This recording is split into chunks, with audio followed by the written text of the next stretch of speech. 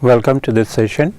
In the previous session, we had been discussing about process scheduling, where we had talked about types of scheduling, that is in terms of a long-term, mid-term and short-term scheduling, and we had mainly focused on short-term scheduling, that what we call as a CPU scheduling.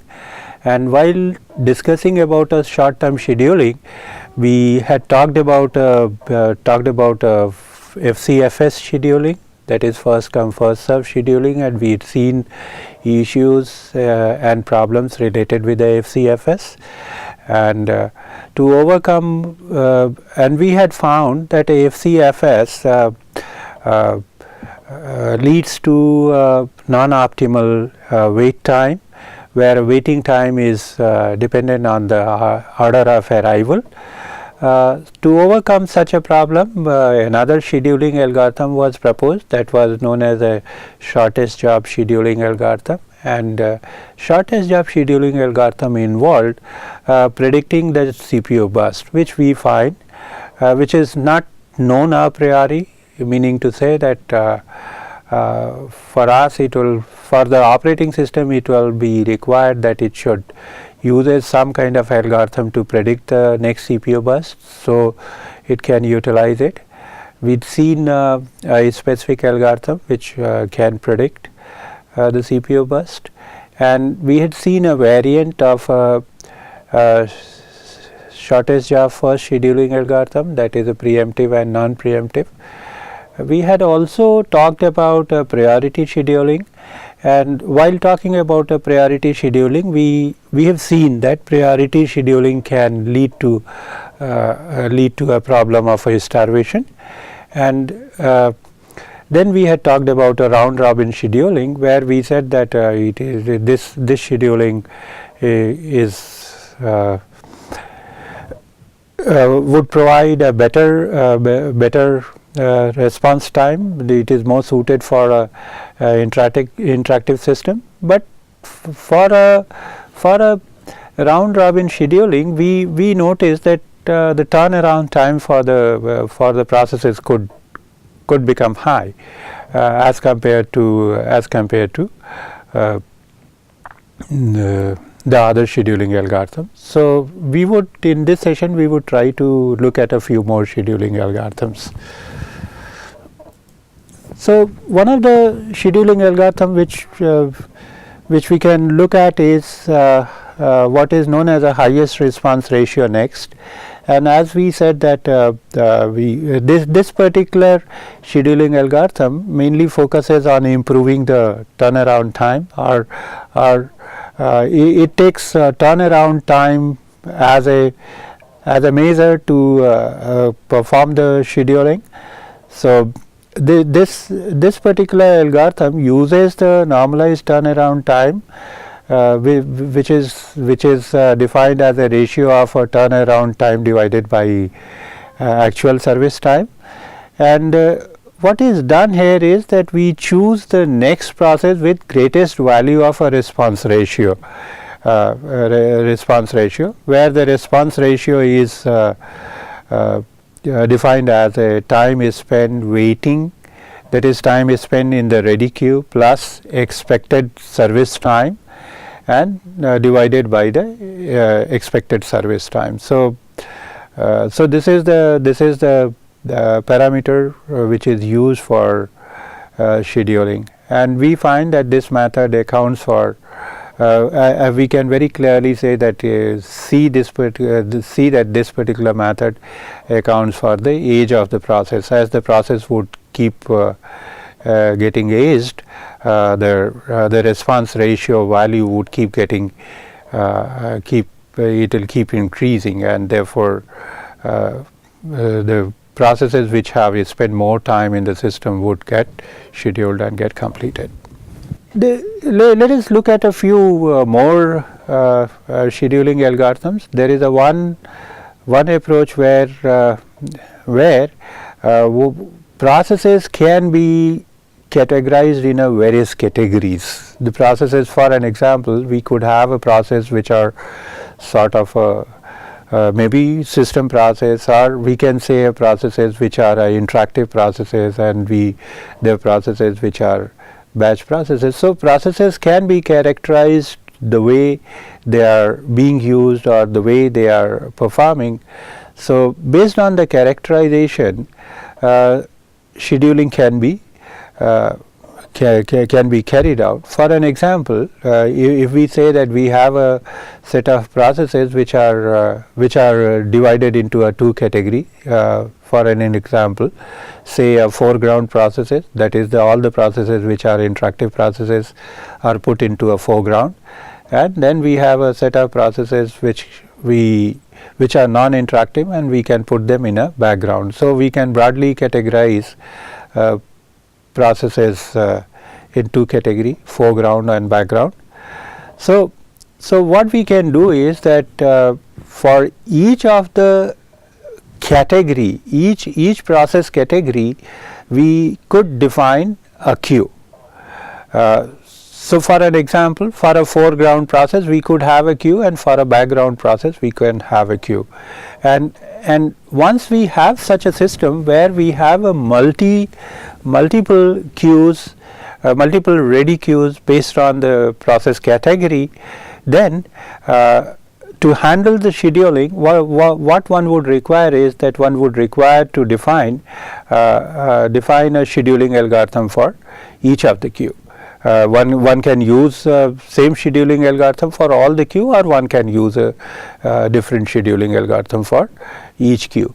So for an example, for a foreground process, it would make sense that because of the fact that these foreground processes are interactive processes, it would make sense to create use a round robin scheduling algorithm, and background processes which are non-interactive.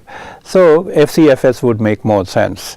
So in this manner, one can have multiple queues depending on the way processes are categorized, and for each of the queue one can have a different scheduling algorithm.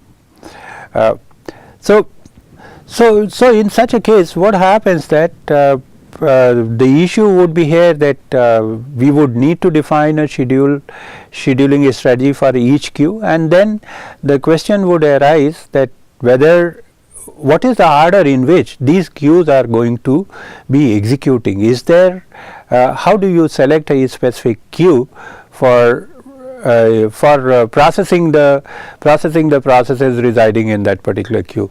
The question is that when do you select a background queue where background processes are there? So in general, one could think of a strategy where one could say that these processes, these different queues could have a different priority. So for an example, we can say that foreground queue would have the absolute priority over the background queue, meaning to say that till the time all the processes which are there in the foreground queue are executed, the processes from the background queue would not be taken. That can be one approach, or one can even think in terms of some kind of a division where one can say that 80% of the time would be devoted for foreground processes and 20% of the time would be devoted for background processes. So some such a strategy can be adopted. So here is a diagrammatic representation of the multi-level queue, where in an example we were only talking about a foreground and background. Here we are trying to indicate that the processes could be categorized in various categories, such as system processes, then interactive processes, interactive editing process, batch process, student process, and we can clearly say that system processes could be given a highest priority, and probably the student process can be given the least priority. And so the processes which are there in this, if there is any process in a system in this particular queue, that is system process queue, then the scheduler will dispatch the process from this particular queue. It will dispatch processes from an interactive queue if and only if the system process queue is empty. So that can be a one approach.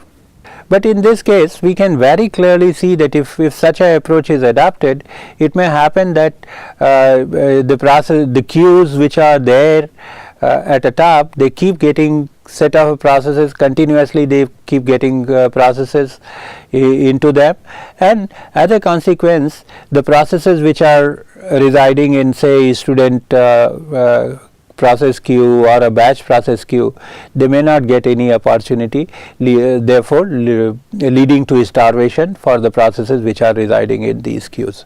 So we find that multi-level queue, though would solve some of the, though it tries to give importance to certain important activities, but then it could actually lead to starvation. So the approach, then the approach is required that if suppose we can introduce some kind of aging, that as the process it spends more and more time in a queue waiting for the CPU to be allocated, then if somehow its priority can be improved, then this process, instead of starving, may get a chance to execute. So to provide such a facility, there are approaches we will see in successive slides. So the next scheduling algorithm which we try to, as we were saying, that we will try to see is a multi-level feedback queue. So in case of a multi-level feedback queue, what is done that processes can move between a various queue and aging can be implemented. So we find that a multi-level feedback queue scheduler is generally characterized by number of queues, and the scheduling algorithm which is used for each of the defined queues, and then a strategy or a method which is used for determining when to upgrade the process from one queue to another queue or when to downgrade. That is, when do you promote, when do you improve the priority of a process and push it into a higher queue, or when you degrade the priority and push them into a lower priority queues. So that is another feature, and then we also need to decide that when a process enters into the system, which particular queue it will enter. So let us take a very simple example here. So in this particular example, we are trying to show that we have three queues. We have say Q0, and then we have a Q1, and we have a Q2. Q0, so we say that, so in this particular there are three queues. So as mentioned earlier, that for each of the queue one can define that what is the scheduling algorithm which one would use. So in this case we are saying that, say Q0 is going to use a round robin, and Q2 is also going to use a round robin, but the approach here in a multi-level feedback queue is that if a process requires a larger amount of execution time, then it can be pushed to a queue which will be executed less frequently. If it requires a lesser amount of a time, it will be taken into a queue and it will be processed, and its execution will get completed. So for this particular example, we are assuming that we have a Q0, that is a Q0 queue which have where the processes will get a time quantum of value 8, and then we have a Q1 where the processes will get a time quantum of value 16, and then the last list one can make as a FCFS. So in this case what happened, that if a process arrives, so when first time process arrives, it arrives in a Q0, and it will execute. If its CPU burst, required CPU burst is less than a time quantum, that is less than 8 units, then it will complete its execution and exit from the system. And in case it is greater than 8, meaning to say if the entire process requires say 12 units of execution or 24 units of execution, 30 units of execution, then in that case what happens, that this will execute here for 8 units and it will get pushed into next queue. After execution of 8 units time units, it will pushed into next queue, that is in Q1. So it will move into a Q1, and when all the processes which are there in the Q0, they are completed, then only the processes from a Q1 are taken and executed. When all processes in Q1 gets completed, then only the processes from the Q2 are taken. So this is how this is the same thing which we had talked about, multi-level queue feedback, multi-level queue. Only difference between a multi-level queue and multi-level feedback queue is that we have a mechanism of demoting. We are indicating a mechanism of demoting a process. So if process taking more and more time in the system, its priority is getting reduced and it is getting demoted. So this is what we have just said. We have just seen that a new job enters into a queue where enter into a Q0 and where it gains a CPU for a time quantum of 8 millisecond, and if it doesn't finishes in 8 millisecond, it moves into a Q1. And in same way that a job, whenever the process job starts executing from a Q1, the maximally it takes it gets 16 units of a time quantum. If it finishes in that much amount of a time, then it exits, otherwise it moves into a Q2. And when it comes into a Q2, so as and when the Q2 gets, the processes in Q2 gets a opportunity to execute, they execute in a CFS manner and they complete. So in this scheme we have seen that the process in a highest queue has a absolute priority over the processes in the other queue. For an example, Q0 processes in Q0 has a high absolute priority over Q1, and processes in Q1 have a absolute priority over Q2. Now let us try to look at, so while we talk about priority is a kind of a thing where one would say that a process gets favored in some manner just at a time of assigning the priority. When we are saying a priority, meaning to say that we are trying to say that this process has a priority over the other, so this process gets more favored as compared to the other process. So as a system designer, one would always worry about fairness in terms of a resource allocation. So we have algorithm which is known as a fair share scheduling algorithm, and this is a one algorithm which is a very important, and we find that quite a few number of existing operating systems, they use some kind of a variant of what we call as a fair share scheduling algorithm. We will see that in coming slides. So when we are talking about a fairness, the question which is needed to be asked, fairness to the user or fairness to the process. A user, why we should clearly understand the difference between these two. The user could actually execute hundreds of a process, and process is a single process we are talking about. So we can have a system which is fair to the user, or we can have a system which is fair to the per process basis. So, for an example, if suppose there is a user who is executing 10 processes and there is another user who is executing only one process. So and if I am going to schedule round robin, if I am going to schedule the processes in round robin manner, then we find that the user 1 would occupy the CPU for 10 units and user 2 would only occupy the CPU for 1 unit, because user 2 is only running one process and user 1 is running 10 process.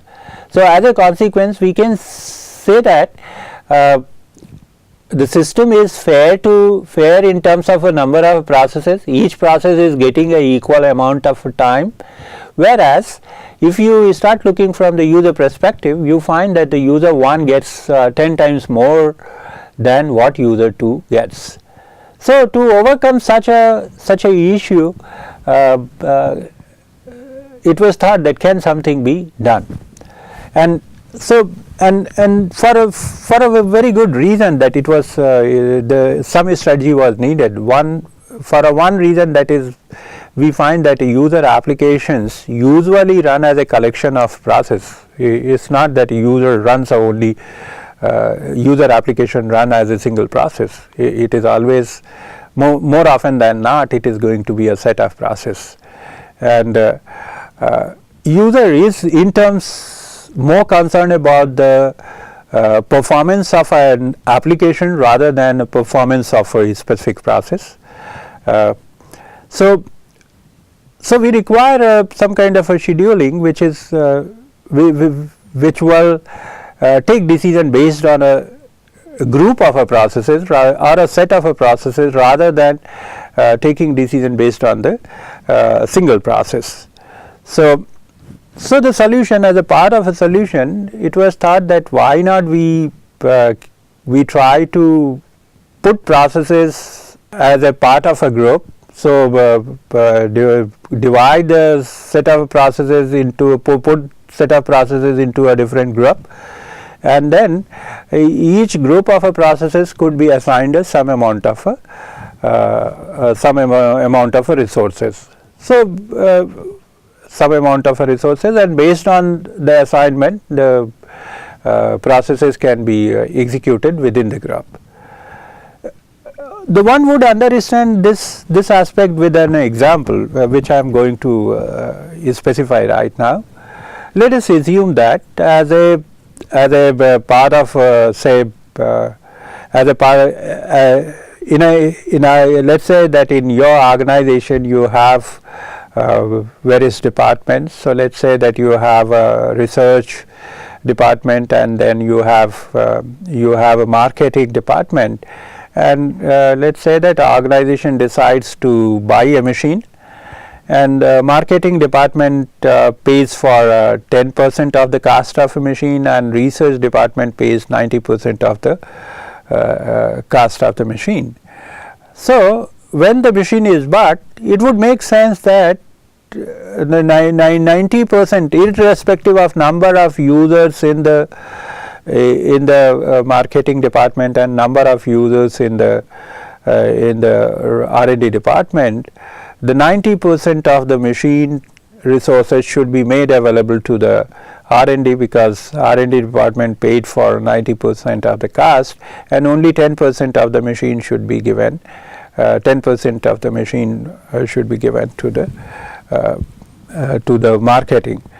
The basic idea of what we are trying to emphasize here is that groups can be given the share. One can decide that what is the share which is going to be given to a specific group.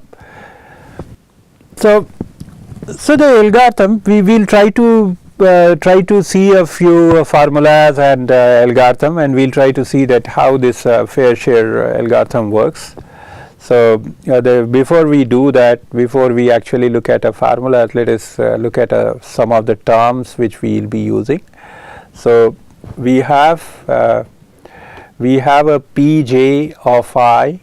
So Pj of I indicates a priority of a jth process at beginning of a ith interval. So in case of a fair share scheduling, what is done that the scheduling decision is made at a fixed interval of a time.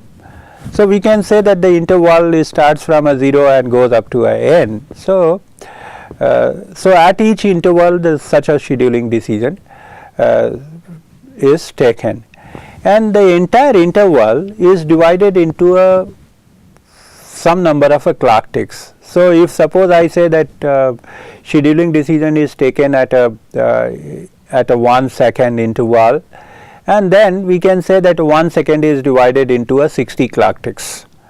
So these clock ticks are used for the purpose of measuring the utilization by the processes, individual processes, and utilization by the processes belonging to a group, meaning to say a group utilization. So we try to, in this particular algorithm, we try to keep track of utilization by the process and utilization by the group, CPU utilization by the process and CPU utilization by the group. So we have a PJ, that is priority of process, jth process at the beginning of ith interval. Then we have a UJI, which is indicative of processor utilization by process, jth process during the ith interval. Please you would notice that at some places I would be mentioning during the ith interval, and some places I would be mentioning at the beginning of the ith interval. So this is very important. So UJ is during the ith interval. Then we find that we have a GUK, that is a group utilization, the processor utilization by the group. See, whenever we can think of a process belonging to a group, so all the processes, they are going to put into a different groups. So let's say that we have a k number of groups. So and these k number of groups could have a large number of processes. Each group could have more than one processes. So whenever a process executes, there is a utilization by the process, individual process, which is belonging to a group, and it also adds to the group usage.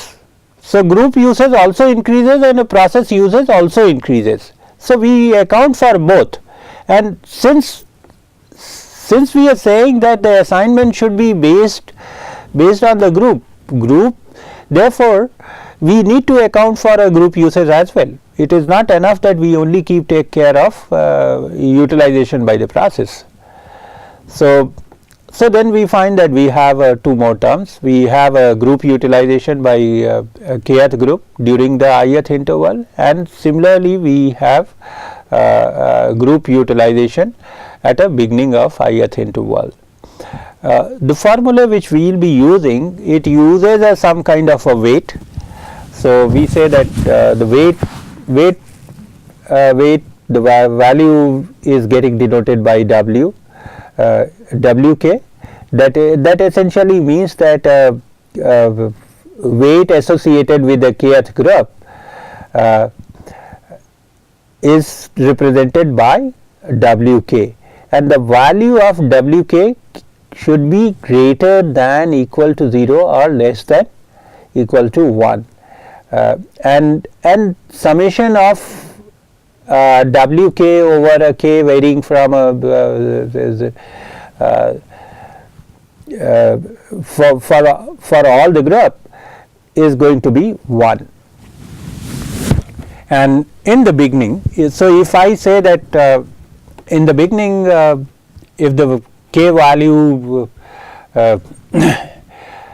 if our time interval starts at a 1, then in the beginning CPU utilization and group utilization are going to be assigned to 0, because in the beginning none of the processes have used anything, they have not been assigned CPU, and in similar manner the group utilization is also going to be 0. So these are the three simple formulas which we can use for the purpose of computing the priority and CPU utilization and group utilization. So the formula, this part is the first formula defines that how to calculate the priority, which is computed at a beginning of every time interval at a fixed interval. So this has a 3 component. The one is a base. So every process right in the beginning is assigned a base priority, and this is done by the system. And then the second term, that is a CPU j of I, and it is divided by 2. So you find out the CPU utilization at the beginning of a ith interval. That is the value you try to find out, and then this is a group utilization. So when we are computing, we need to know that what is the base priority, which is defined in the beginning. Then this can be coming from the computations, CPU utilization, and this can be group utilization.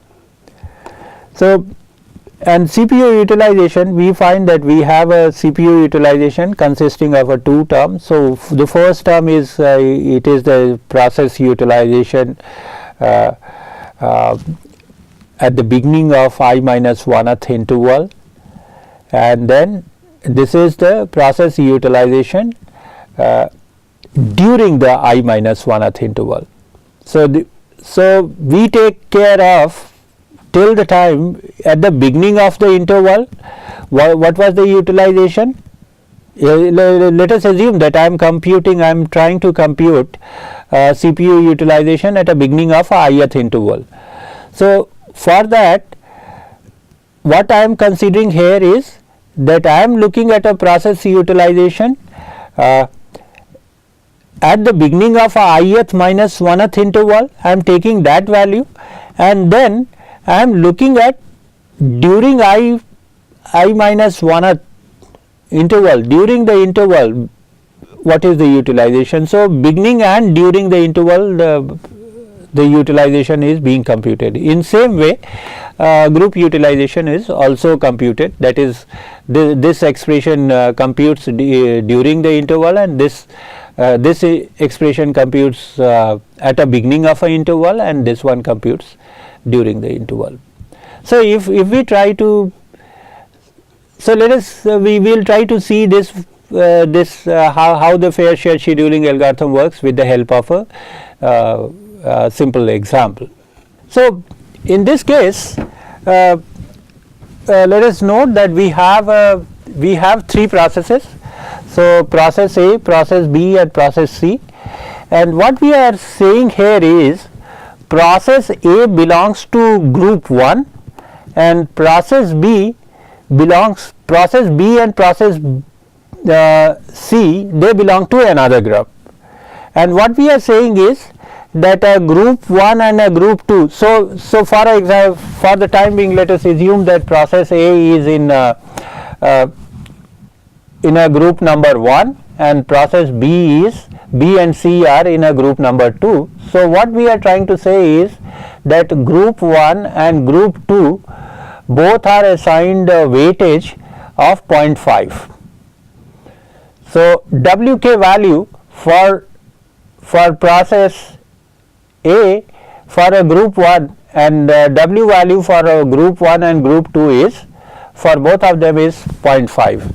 So logically speaking, what should happen, that if suppose we are trying to schedule something, so meaning to say that 50%, when I say that group 1 has got a 50% share and group 2 has got a 50% share, meaning to say that if I have a 2 unit of a time available to me, I should give equal amount of a time to these 2 groups, meaning to say 1 unit of a time should be given to this and 1 unit of time should be given to group 2. So So when 1 unit of time is given to a group 1, we can see that group 1 has got only one process, so one process will get a chance and it will execute for that particular unit of time. Whereas when we look at a group 2, we find that we have a two processes.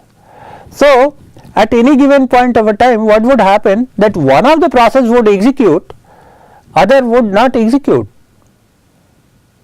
So actual execution, if we start looking at, we would find that a process A would execute, then probably a process B should execute, or C, one of the processes B or a C, because B and C they belong to a group 2, so one of the process should execute from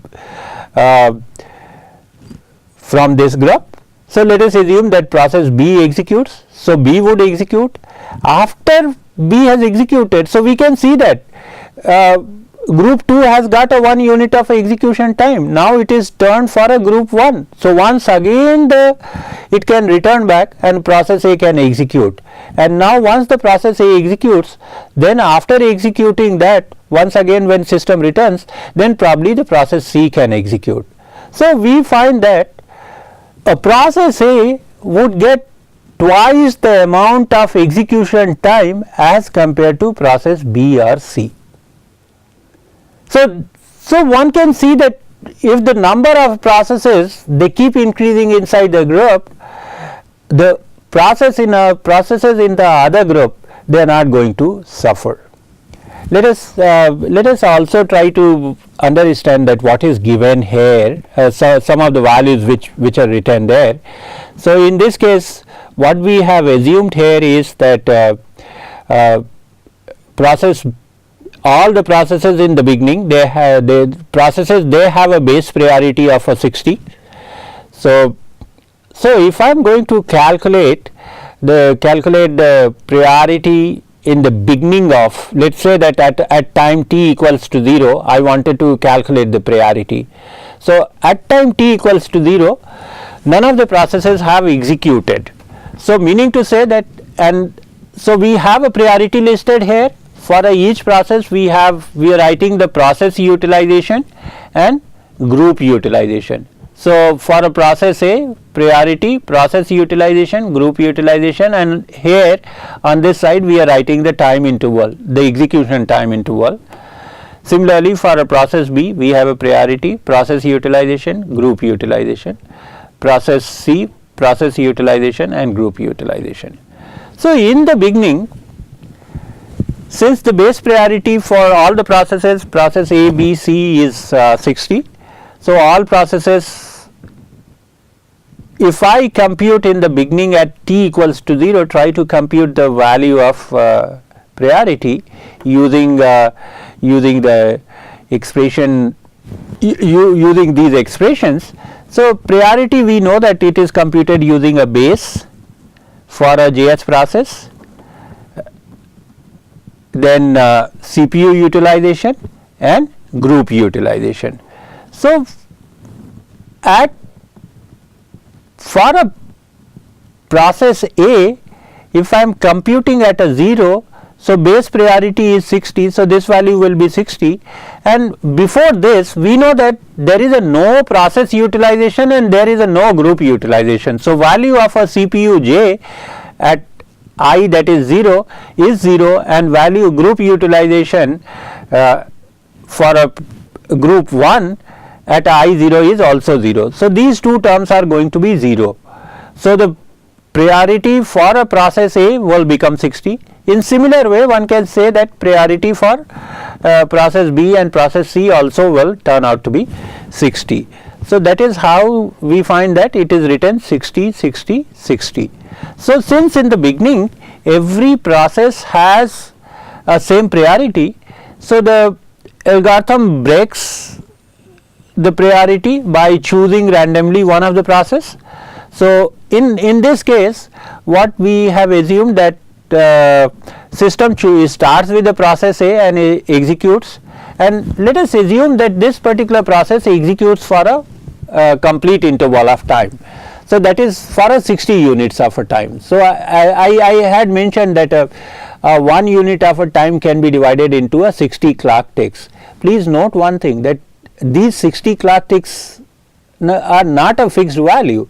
One can decide that okay, it will be 1 unit of time is going to be divided into a 100 clock tick or a 20 clock tick. So, this is a some value which has I have taken it for example purpose.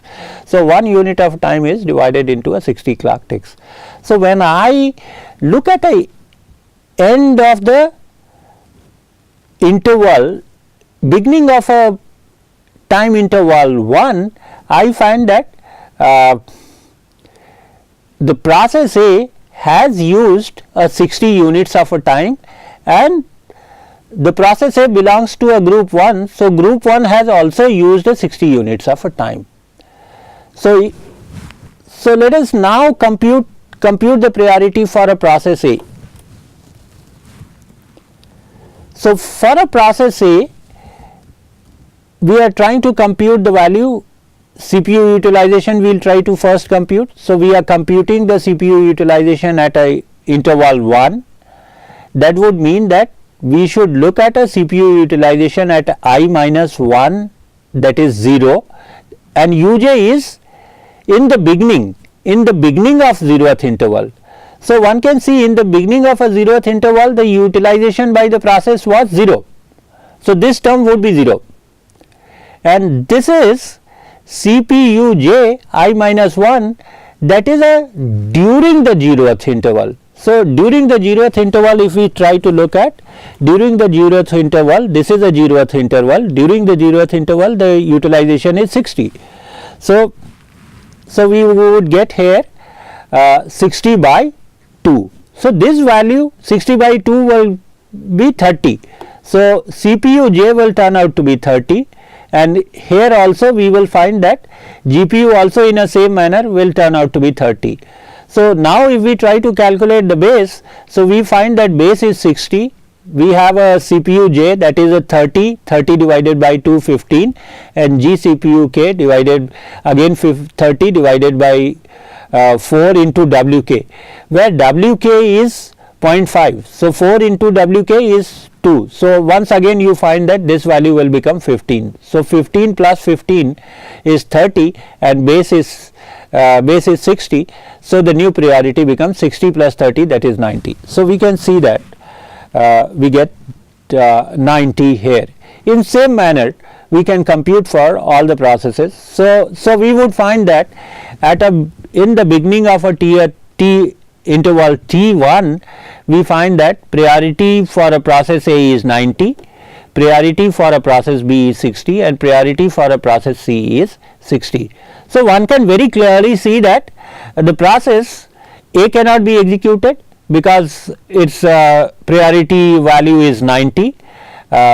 So, process B or a process C can be executed. So, since two processes, they have a tie with the same priority value.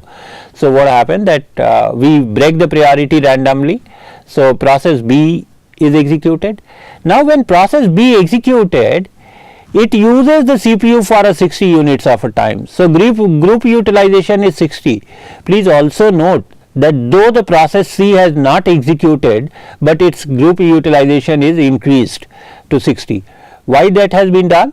It has been mainly done due to the reason that process B and process C belongs to same group. So, during this interval 1, while process B is being used, the group utilization is common. Group utilization for process B and process C is same, because process B and process C belongs to a same group. So, both the places it gets increased. So, it is an interesting fact. Let us compute, let us see the value here.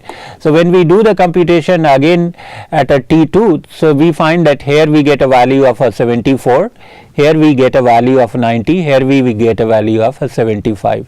So, one can once again see that the process from a process A would execute, and in the next interval one would see that process C would execute. So, we find that it in a very fair manner the entire thing can get executed. So, this is how the fair share scheduling algorithm functions.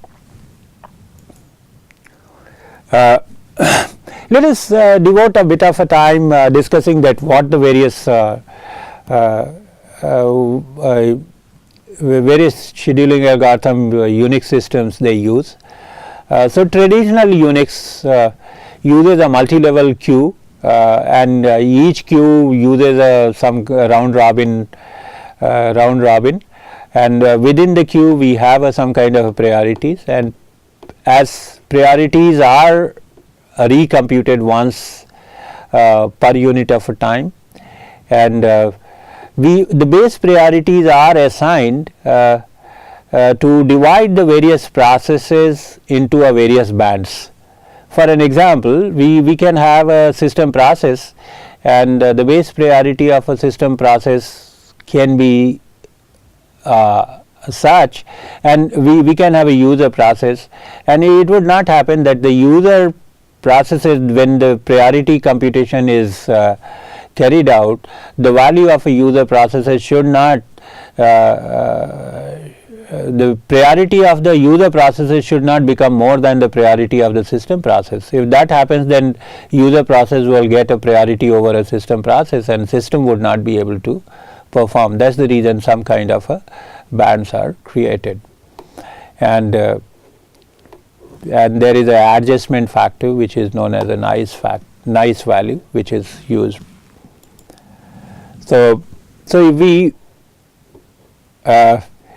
we try to see that the highest, in case of Unix, what is the kind of band which has created. So we find that we would have a swapper process which gets a highest priority, then block and IO device control, they have a little lower priority, file manipulation gets, and user processes they get the least priority, and this is the priority computation. Where Pj is equal to base plus CPU j divided by 2 plus nice value.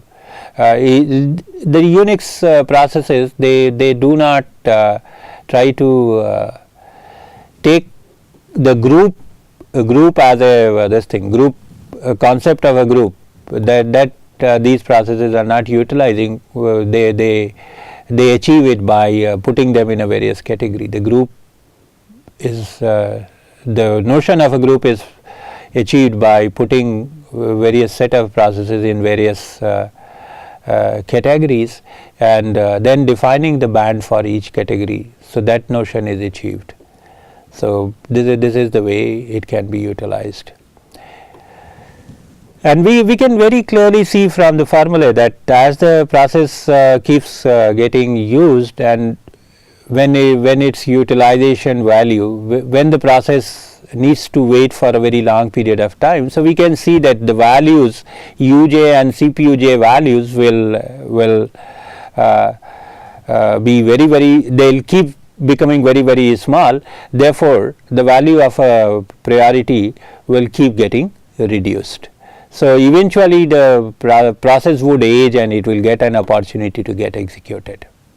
So till now what we have done, we have seen the scheduling algorithms which are used in a uniprocessor environment. Let us also, though we are not going to go into a great details of talking about a multiprocessor scheduling, but I thought that we would just get introduced to that how the multiprocessor scheduling is going to get going to be different from the uniprocessor. So we know that in case of multiprocessor systems, we can have a processor which are functionally identical, and when we have such a thing where we have a processors which can perform an identical function, there again the processor can be of two different type. They can be homogeneous or a heterogeneous, meaning to say that although they perform the same function, but they can be one can have a lesser resources and other can be having a different resources.